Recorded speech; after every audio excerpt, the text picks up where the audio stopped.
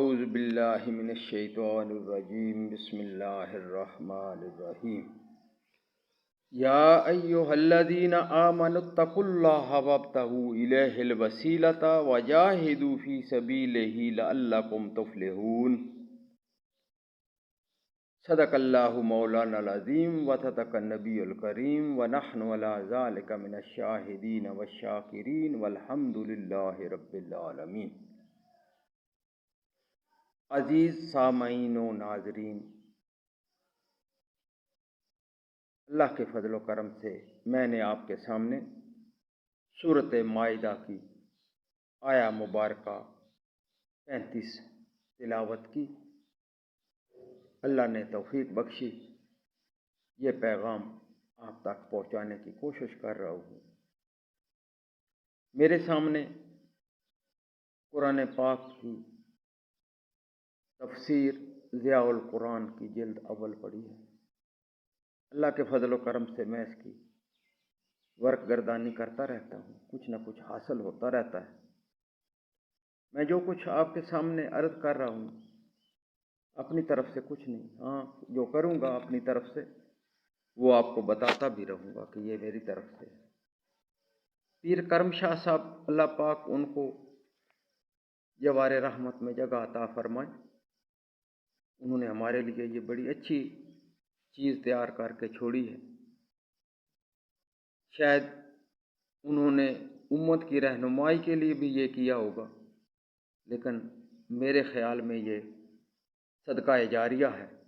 قیامت تک جو لوگ اس کتاب کو، اس تفسیر کو پڑھتے رہیں گے، سنتے رہیں گے، اس سے مستفید ہوتے رہیں گے، یقیناً پیر کرم شاہ صاحب رحمۃ اللہ علیہ کو بھی اس کا فائدہ پہنچتا رہے گا۔ میں جب بھی تلاوت کرتا ہوں، جب بھی یہ تفسیر پڑھتا ہوں تو میں ان کے لیے خصوصی دعا کرتا ہوں، بالخصوص اس لیے کہ انہوں نے ہمارے لیے کتنی محنت کی اور ہماری ہدایت و رہنمائی کے لیے انہوں نے یہ کتاب مرتب کی، یہ تفسیر مرتب کی۔ تو آتے ہیں اس تلاوت شدہ آیہ مبارکہ کے ترجمے کی طرف۔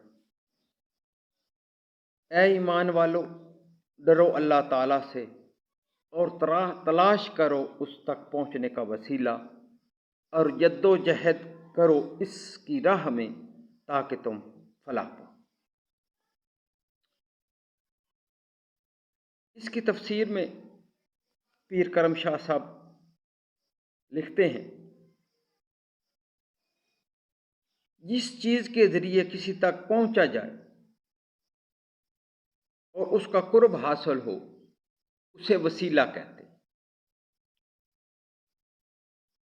ایمان، نیک اعمال، عبادات اور پیروی سنت، گناہوں سے بچنا، اللہ کی راہ میں چلنا، نیک اعمال کرنا، یہ سب اللہ تک پہنچنے کا ایک وسیلہ ہے۔ جب ہم یہ تمام کام کریں گے تو اللہ تک ہماری رسائی حاصل ہوگی۔ اس میں ایک چیز کا انہوں نے اور اضافہ کیا ہے کہ اللہ تک پہنچنے کا ایک اور ذریعہ بھی ہے جسے ہم پیر یا مرشد کہتے ہیں۔ میں پیر اور مرشد کا اس طرح قائل نہیں ہوں جس طرح کا نظام ہم نے بنایا ہوا ہے، شرینی وغیرہ کا۔ بے شک دینی چاہیے، یہ سنت بھی ہے، لیکن پیر صرف دنیا کے لیے نہیں تیاری کرنی چاہیے۔ پیر اور مرشد کو صرف اس لیے تلاش کرنا چاہیے اور ان کا دامن تھامنا چاہیے تاکہ وہ ہمیں اس رستے پہ لگائیں، ہماری آنکھیں کھولیں، ہمیں اللہ تک پہنچنے کا وسیلہ اور ذریعہ بنائیں۔ اللہ پاک تک پہنچنے کا ہمارے لیے وہ وسیلہ ہوں، صرف تویز گنڈے یا شرینی وغیرہ تک نہ ہو۔ یہ میرا اپنا خیال ہے۔ باقی اللہ تعالیٰ ہم سب کو اپنے راستے پر چلائے اور اپنے راستے پر چلا کر اپنی رضا اور ہماری مغفرت کا ذریعہ بنے۔ اللہ تعالیٰ سے دعا ہے کہ وہ ہمارے حال پر رحم فرمائے اور ہمیں سیدھے رستے پر چلائے.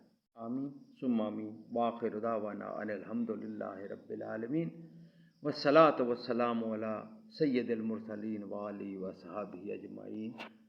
آمین برحمتک یا ارحم الراحمین.